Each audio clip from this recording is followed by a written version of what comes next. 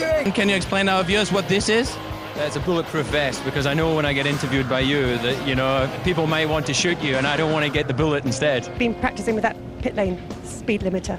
Yeah, I have. I've just been imagining it's your nipple, so I'm being a bit more gentle with it when I take my finger off it at the end of the pit lane.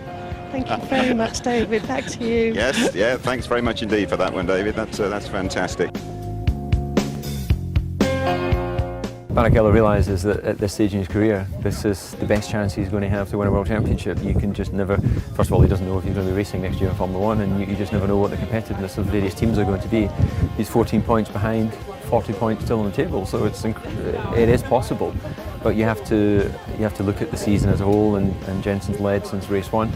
Some amazing victories earlier in the season, so you know, money's got to be on Jenson to win the championship.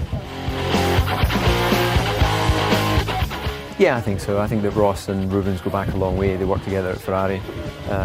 Rubens is a guy who wears his heart on his sleeve, and you know, the Latin temperament, and Ross is very aware of that, and that's part of what makes Rubens the driver he is. And there's no question that after 260 odd Grand Prix, he's still motivated, he's driving well, and he's a big asset for the team.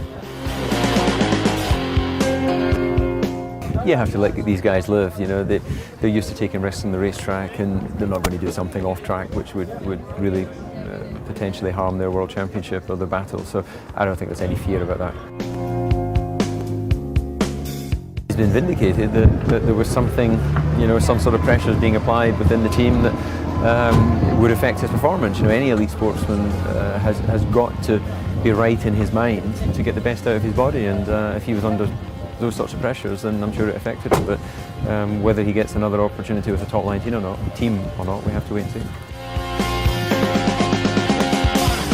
I think Eddie Irvine was banned for a couple of races for unsportsmanlike behaviour on the racetrack, but it is unusual for that to happen. And you know, the two main players have left the Renault team.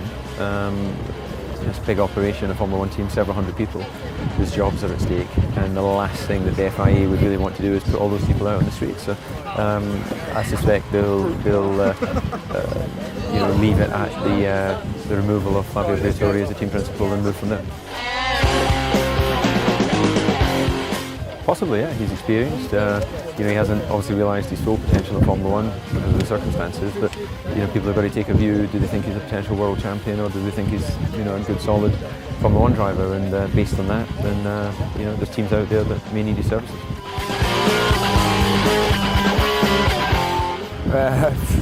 Certainly not involving sheep, no.